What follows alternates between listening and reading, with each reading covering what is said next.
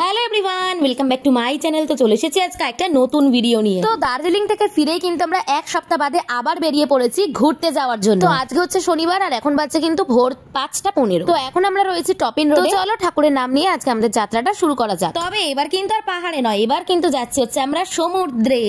তো চলো যাওয়া যাক। আর এখন কিন্তু বাজছে হচ্ছে ভোর 5:45 আর আমাদের ট্রেন রয়েছে হাওড়া থেকে 6:20-তে। এখন আমরা বড়বাজারে এসে জ্যামে আটকে পড়েছি। এই মারাত্মক জ্যাম দেখে আমার লিটারালি কান্না পাচ্ছিল, কারণ আমি ভাবছিলাম যে আমাদের টাইমটা ওভার না হয়ে যায়। প্রায় 40 মিনিট ধরে আমরা জ্যামে আটকে রয়েছি। 5:45-র সময় কিন্তু অলরেডি আমাদের স্টেশনে ঢুকে যাওয়ার কথা। খুবই টেনশন হচ্ছে, সেটা তো তোমরা আমার মুখ চোখ দেখে বুঝতেই পেরেছো। তো কি হয়েছিল জানো আমাদের সাথে? একটা মারাত্মক ঘটনা ঘটেছে যেটা কল্পনারও বাইরে। আরে এইবারে ট্রিপগুলোতে আমি দেখতে পাচ্ছি আমাদের সাথে একটার পর একটা ঘটনা তো ঘটেই চলেছে। শান্তিমতো আগে একটু সিটে বসে নি, তারপর তোমাদের সাথে পুরোটা শেয়ার করছি। আর এদিকে দেখো আমাদের কিন্তু দম প্রায় আটকে আসছিল, এমন একটা ঘটনা ঘটেছে। ফাইনালি নিজের সিটে একটু বসে আমি একটু মন খুলে প্রাণ ভরে নিঃশ্বাস নিয়ে হাসতে পাচ্ছি ফাইনালি। তার আগে বলে রাখি, এবারে কিন্তু আমি রাকেশ আর রাহি শুধু যাচ্ছি না, এবারে কিন্তু যাচ্ছি আমরা 10 জন মিলে ঘুরতে। 10 জন না, ওটা কিন্তু 12 জন হবে। আমরা 10 জন বড়দেরকে কাউন্ট করেছি, কিন্তু রাহি আর রটিকে নিয়ে আমরা কিন্তু 12 জন মিলে ঘুরতে যাচ্ছি। তো ফাটিয়ে মজা করব, ফাটিয়ে আনন্দ করব। আমার আনন্দ তো সেদিন থেকেই শুরু হয়ে গেছে, যখন থেকে আমি জানলাম যে ফাইনালি আমরা ঘুরতে যাচ্ছি। আর এখন তো আমরা ট্রেনে উঠেই পড়েছি, ঘুরতে যাব বলেই মানে বেরিয়েই পড়েছি।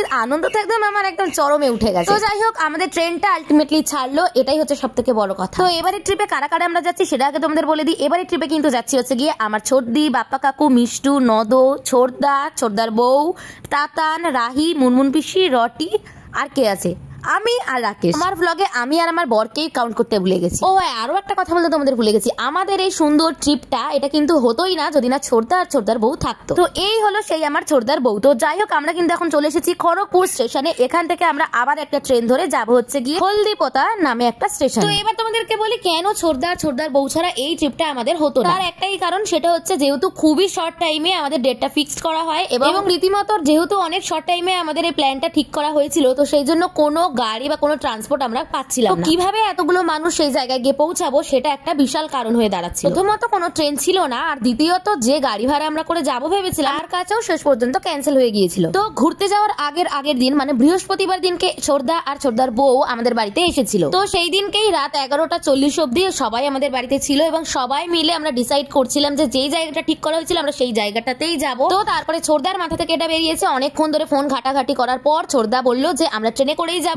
একটা ট্রেনে যাওয়া যাবে না, দুটো ট্রেন আমাদের পাল্টে যেতে হবে। তারপর ঠিক করলাম এটাই লাস্ট অপশন। তো চলো চলে তো এলাম। আপাতত আমরা খড়গপুর স্টেশনে রয়েছি। তো এই যে খড়গপুর থেকে আমরা হলদিপোতা যাওয়ার ট্রেনে ফাইনালি উঠে পড়লাম। ট্রেনে তো উঠে পড়লাম, কিন্তু সব থেকে যেটা বড় বিষয় যেটা নিয়েই আমার আজকের ব্লগটা, সেটা হচ্ছে কিভাবে আমরা হাওড়া থেকে ট্রেনে উঠে খড়গপুর এলাম। তো চলো এই খতরনাক গল্পটা আগে তোমাদের সাথে শেয়ার করে নিই। প্রথমত তোমরা তো দেখতেই পেলে হাওড়া যাওয়ার আগে প্রায় 40 মিনিট আমরা বড় বাজারে ওই জ্যামে আটকে ছিলাম। যখন 6:19 তখনও কিন্তু আমরা স্টেশনে ঢুকিনি, আমরা রাস্তায় দাঁড়িয়েছিলাম। তারপরে এত জ্যাম দেখে যা হোক করে আমরা গাড়িটাকে নেমে সোজা দৌড় মারতে লাগলাম। ডট 6:20 তখন আমরা স্টেশনে পৌঁছেছি, কিন্তু তাও আবার 22 নম্বর প্ল্যাটফর্মে, আর আমাদের ট্রেন ছিল 19 নম্বরে। তো তারপরে ছোটদার বউ মাঝখানে আমাদের ফোন করে বললো ধীরে সুস্থে আয়, ট্রেন অলরেডি স্টেশন থেকে ছেড়ে দিয়েছে। তো এই কথাটা শোনার পর কিন্তু আমাদের ভীষণ মন খারাপ হয়ে গিয়েছিল। মনে মনে ভাবছি সারা রাস্তা যেই জিনিসটা আমরা ভাবতে এলাম, এত টেনশন করলাম, সেটাই আমাদের সাথে ঘটলো। একটা জিনিস আমাদের ভীষণ সুবিধা হয়েছিল যে লাগেজটা আমাদের কাছে ছিল না, সেটা ছিল হচ্ছে বাপ্পা কাকুদের গাড়িতে। আমরা এই 7 জন মিলে আমরা ট্রেনে গিয়েছি, আর বাপ্পা কাকুদের যেহেতু রটি ছিল তো সেই জন্য নিজেদের গাড়ি নিয়ে যেতে হয়েছিল। তো এই একটা আমাদের অনেক সুবিধা হয়েছিল যে আমরা যখন গাড়ি থেকে নেমে গিয়েছিলাম রাস্তার মধ্যে, তো তখন ভাগ্যিস আমাদের কাছে লাগেজটা ছিল না, হয়তো রাহিকে নিয়ে আর মুনমুন পিসিকে নিয়ে আমরা দৌড়ে স্টেশনে ঢুকতে পারতাম না। তো যাই হোক, অনেক হন্তদন্ত হয়ে যখন আমরা স্টেশনে ফাইনালি গিয়ে পৌঁছালাম, কিন্তু তারপরে যখন শুনলাম ট্রেনটা বেরিয়ে গেছে, তো তখন আমাদের কিন্তু ভীষণ মন খারাপ হয়েছিল। আমরা 22 নম্বর প্ল্যাটফর্ম থেকে ছোটদাদের খুঁজতে আমরা এগোচ্ছিলাম। তো তারপরে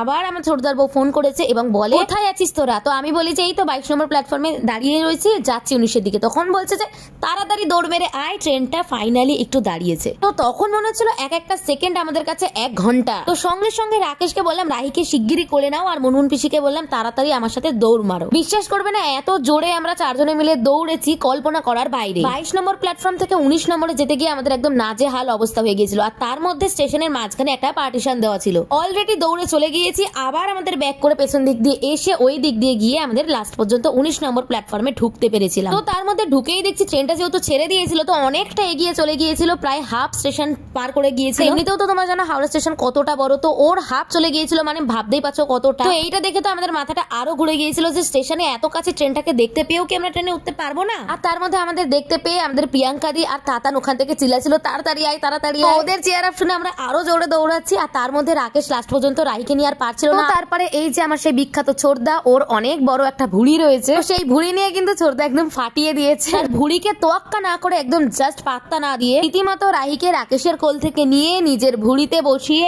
অনেক জোরে একটা দৌড় মেরেছে। তো সেই কারণেই কিন্তু, শুধুমাত্র সেই কারণেই কিন্তু আমরা ট্রেনটা ধরতে পেরেছিলাম। আমাদের এই পুরো ট্রেন ধরার যে জার্নির যে স্ট্রাগলটা করেছি আমরা, তো সেটা কিন্তু কিছুই না ছোটদার কাছে। আসলে স্ট্রাগল কিন্তু ছোটদাই করেছে। সরি ছোটদা। ও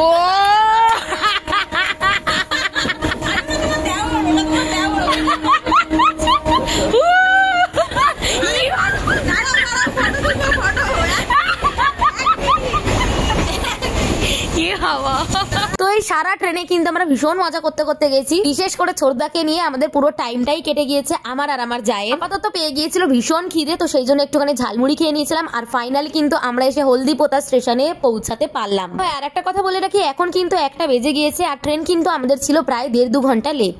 অসভ্য মানে এরকম অসভ্য ট্রেন জীবনে কোনোদিনও রাখিনি কেউ। অসভ্য মানে বিশাল অসভ্য। এই তুই আর কথা বলিস। আমরা যখন ট্রেনে ছিলাম প্রত্যেকটা স্টপেজে মানে ট্রেন চলছে হাত বাড়ানো দিকে। আর 5 মিনিট করে দাঁড়াচ্ছি। করে পালিয়ে। হ্যাঁ কতক্ষণ বলে আমি নরমাল ড্রাইভারকে বলবো অসভ্য ড্রাইভার। ওটা কইটো আসছে আসছে ওটা ড্রাইভার তো ভয় ছেড়ে ঢুকে গেল, ভেবেছে আমি বলবো। বলো দেখি বলো দেখি অসভ্য কাকা মানে বলেছি আমরা অসভ্য ড্রাইভার। আমরা তো চলে এসেছি, আমাদের গাড়িও চলে আমাদের গাড়িও চলে এসেছে। এই দেখো